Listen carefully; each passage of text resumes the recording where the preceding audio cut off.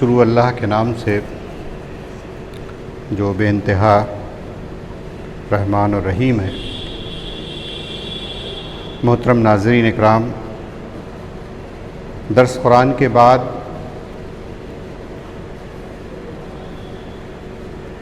آج پھر 2-3 ہفتے کے بعد حالات حاضرہ کا پروگرام رکھا گیا ہے۔ کرنٹ افیئرس کا پروگرام رکھنے کا مدعا یہی ہوتا ہے کہ ہم اپنے گرد و پیش میں کیا کچھ ایونٹس ہو رہے ہیں اس کو نہ یہ کہ ہم معلوم رکھیں، ہمیں اس کا علم ہو، بلکہ اس پر ہماری ایک رائے بھی ہونا چاہیے۔ ہماری جو سوچ ہے، جو ہم سوچتے ہیں، ہم جس فکر کے لوگ ہیں، اس کے حساب سے، اس کے مطابق ہماری کیا رائے ہونا چاہیے اس واقعے پہ، اس پہ بھی ہماری نگاہ ہونی چاہیے۔ آف اینڈ آن اکثر ہم لوگ اس طرح کے پروگرام کو رکھتے ہیں۔ بعض دوستوں نے ایک بات کہی کہ اس بار بھی کچھ ایسا ہی ٹاپک لیا جائے، ان ٹاپک کو نہ انتخاب کیا جائے جو بہت ہی پرانے ہو گئے، جس سے بہت کچھ سنا اور لکھا جا چکا ہے۔ تو اس بار کرنٹ افیئرس میں جو ٹاپک ہے وہ آپ کو معلوم ہے کہ اس وقت ترکی کے اندر ہایا صوفیہ نام کا ایک عنوان چل رہا ہے، اور وہ ہمارے پورے ورلڈ لیول کی جو میڈیا ہے اس میں اس پروگرام کی بازگشت سنائی دے رہی ہے۔ واقعہ یہ تھا کہ وہاں کی حکومت نے یا اس کی منشا کے مطابق جو اس نے چناؤ میں اپنے انتخابات میں وعدہ کیا تھا، اور وہاں کے عدلیہ نے اس چرچ کو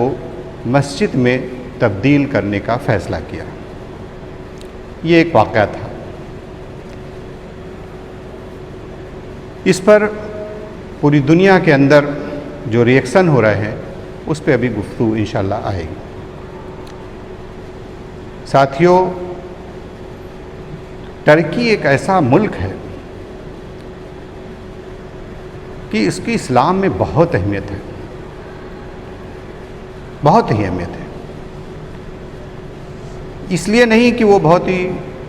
دو بر اعظم کو ملانے والا ملک ہے یا بڑا خوبصورت ہے، بلکہ اسلامی تاریخ کی روح سے اس کی بڑی اہمیت ہے۔ ترکی ایک ایسا ملک ہے جہاں کے تعلق سے ایک حکومت قائم تھی، اور اس نے مسلسل 600 سال تک خلافت کی کوئی بھی شکل رہی ہو، لیکن خلافت عثمانیہ کے نام سے پوری دنیا میں اس نے اپنا ڈنکا بجایا تھا۔ 400 سال اس کے عروج کے تھے اور 200 سال اس کے زوال تھے۔ دنیا کی تاریخوں میں ایسا کم ہوتا ہے کہ کوئی حکومت 200 سال تک زوال کی طرف گئی ہو۔ 200 سال میں یعنی اتنی اس کے اندر استحکام تھا کہ زوال پہ بھی ہوا تو بہت ہی آہستہ آہستہ ہوا۔ 1923 میں جب وہ زوال ہوا اور وہ ختم ہو گئی وہ والی حکومت، تب اس کے بعد مانا جا رہا تھا کہ پوری دنیا کے اندر اب اسلام شاید مٹ جائے گا، ختم ہو جائے گا، یا بالکل زوال کی انتہا پر پہنچ جائے گا۔ یہ ترکی کے تعلق، چونکہ پورا اس کا جو باڈی تھی، جو اس کا پورا سینٹرل تھا، وہ یہی ترکی کا ملک تھا۔ اللہ کے رسول صلی اللہ علیہ وسلم کی پیشین گوئیوں کے تعلق سے، اور جو لوگ انالسٹ ہیں انہوں نے اس بات کا پہلے بھی بتایا تھا کہ ترکی ایک بہت ہی اہم ملک ہے، اور اللہ کے رسول صلی اللہ علیہ وسلم کی وہ بہت مشہور پیشین گوئی جس میں آپ نے کہا تھا کہ وہ لوگ جو قسطنطنیہ پر فتح کریں گے وہ گروہ کامیاب ہوگا، انہیں جنت کی بشارت دی تھی۔ یا یہ کہ آپ صلی اللہ علیہ وسلم نے فرمایا تھا کہ خدا نے مجھے قیصر اور کسریٰ کی حکومتوں کی چابیاں دے رکھی ہیں۔ یعنی یہ پیشین گوئی تھی اللہ کے رسول صلی اللہ علیہ وسلم کے تعلق نے اپنے وقت میں ہی دے دی تھی، اور یہی وجہ ہے کہ اس کے فوراً بعد ہی حضرت معاویہ رضی اللہ تعالیٰ عنہ سے لے کر بار بار مسلمانوں کا قافلہ قسطنطنیہ پر نگاہ لگائے رکھا تھا، اس لیے نہیں کہ وہ فتوحات بڑھانا چاہتا تھا،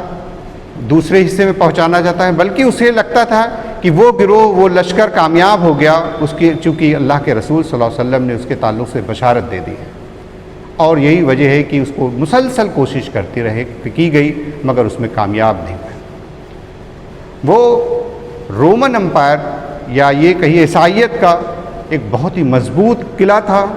بلکہ وہ ان کا وہ مکھیالے تھا، سینٹرل کی حیثیت رکھتا تھا، اور تمام ان کے جو عیسائیت کی جو تمام بڑے بڑے پروگرام ہوتے تھے وہ سب کے سب اسی میں ہوا کرتے تھے۔ ہائے صوفیہ 5ویں صدی میں تعمیر کیا گیا تھا رومن امپائر کے ذریعے سے، اور وہ عرصے تک قائم رہا، لیکن چونکہ اللہ کے رسول صلی اللہ علیہ وسلم کی پیشین گوئی تھی، اس لیے لوگ اس پہ مسلسل کوشش کرتے رہے، اور آخر میں 1453 میں سلطان محمد فاتح نے 52 دن کے محاصرے کے بعد اس قسطنطنیہ کو، جس کو اندلس بھی کہا جاتا ہے، اس کو جو ہے فتح کیا، اور اس طرح سے اللہ کے رسول صلی اللہ علیہ وسلم کی وہ پیشین گوئی سچ ثابت ہوئی کہ جس میں رومن امپائر جو حکومت تھی، عیسائی حکومت جو تھی 1100 سال تک سے وہاں پہ حکومت کر رہی تھی، وہ 1100 سال کے بعد وہ وہاں پہ اس کو سب ختم ہو گئی، اور وہاں پہ ایک اسلامی حکومت قائم ہو گئی، اور 1453 میں سلطان محمد فاتح نے اس کو مسجد میں کنورٹ کیا۔ روایات یہ بتاتی ہیں کہ باقاعدہ آپ نے اس کے لیے معاوضہ دیا تھا اس زمین کے لیے۔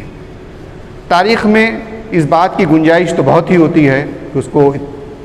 فلیکسیبلٹی اس کی زیادہ ہوتی ہے تاریخ کی، کہ ہر آدمی اس کو اپنے حساب سے دیکھ لیتا ہے، لیکن یہ روایت مستند ملتی ہے کہ اس کو باقاعدہ معاوضہ دے کر اس چرچ کو اسلام میں کنورٹ کیا۔ اب اس پر پوری دنیا میں ری ایکشن ہو رہا ہے کہ جب 1453 سے وہاں پہ ایک مسجد قائم کر دی گئی، وہاں پہ نماز پڑھی جاتی ہے۔ 1932 میں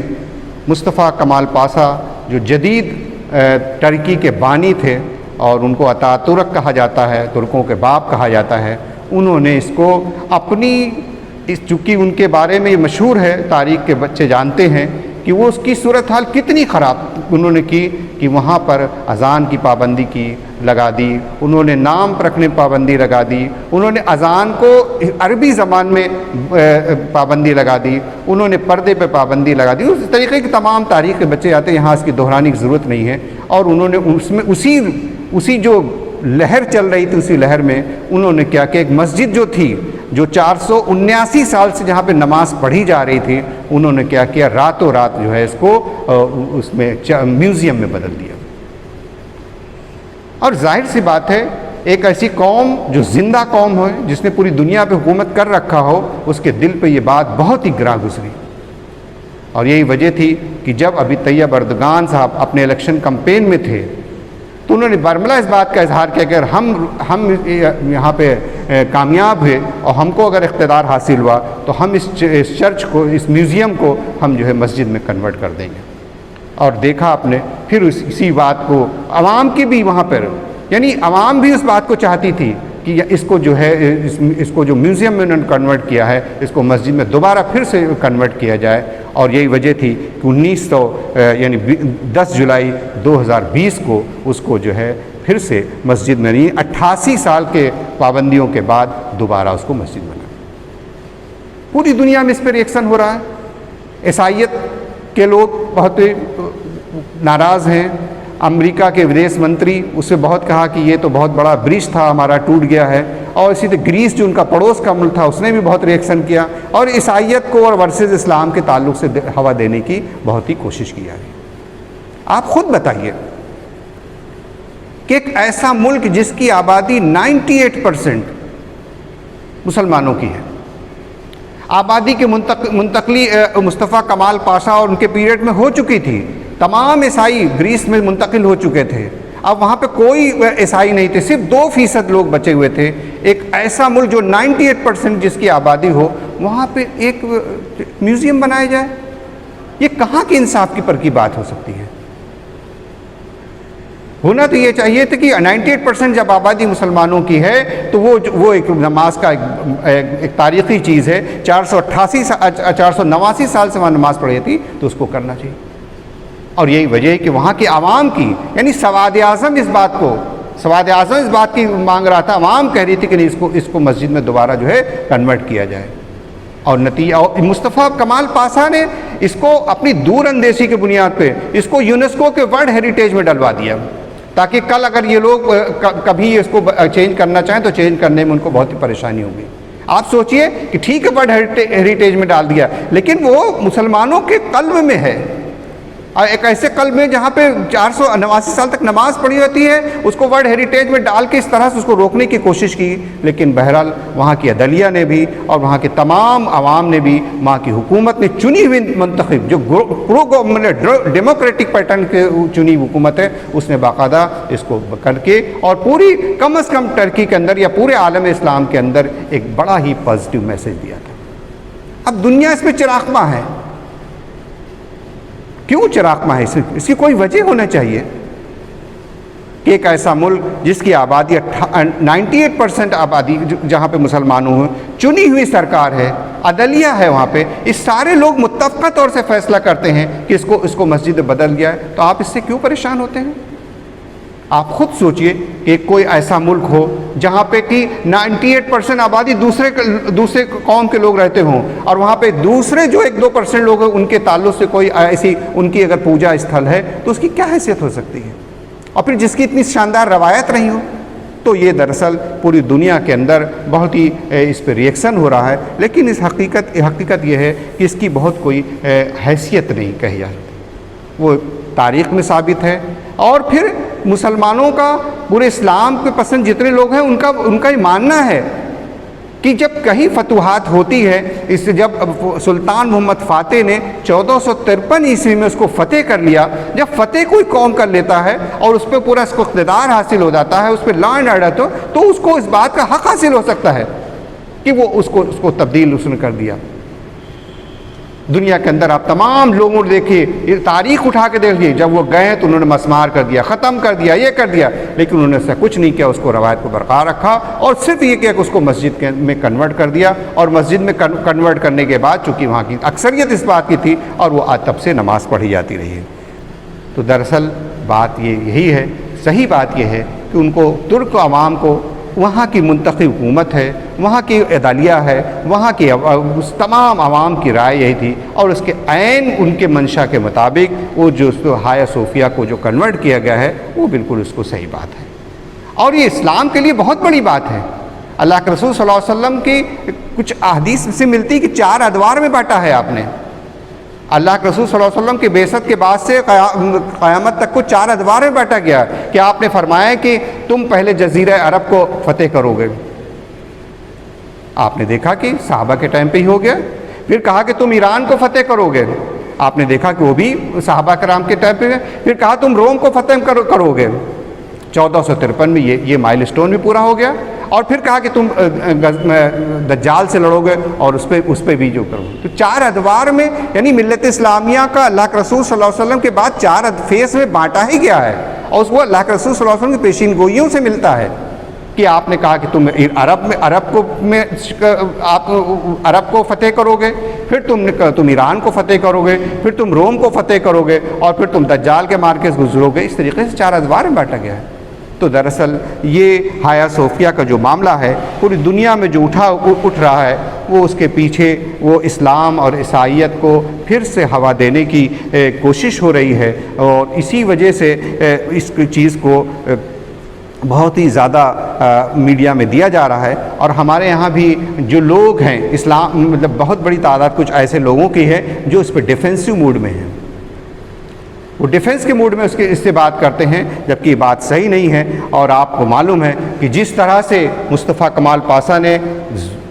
ذاتی کے ذریعے سے اور ظلم ذاتی اور اسلام کے تمام شعائر کو تمام اسلام کی بنیادی چیز کو انہوں نے مٹانے کی کوشش کی تھی، وہ دنیا نے دیکھ لیا کہ وہ زیادہ دن تک چل نہیں پایا، اور آج ٹرکی پھر عالم اسلام میں ایک اونچے مقام پر کھڑا ہے، جہاں کے ذریعے سے وہ آپ کو چاہے وہ سیریل کے ذریعے سے ہوئے تمام اس طریقے سے لوگوں کو ایک مشعل راہ دکھا رہا ہے۔ محترم حضرات، میرا وقت ختم ہو گیا ہے، میں انہی دو گفتگوؤں کے ذریعے سے اپنی بات کہنا چاہتا ہوں۔ اللہ تعالیٰ سے دعا ہے کہ ہم لوگوں نے حالات حاضرہ پہ یہ دو باتیں جو کہی ہیں، اللہ تعالیٰ اس میں جو غلطی ہو معاف کرے، اور جو چیزیں لوگوں کو مشعل راہ ہو، جس سے اس سے ہدایت ملے، اس سے لوگوں کو، نوجوانوں کو بالخصوص اس سے ہدایت ملے۔ وآخر دعوانا ان الحمد للہ رب العالمین۔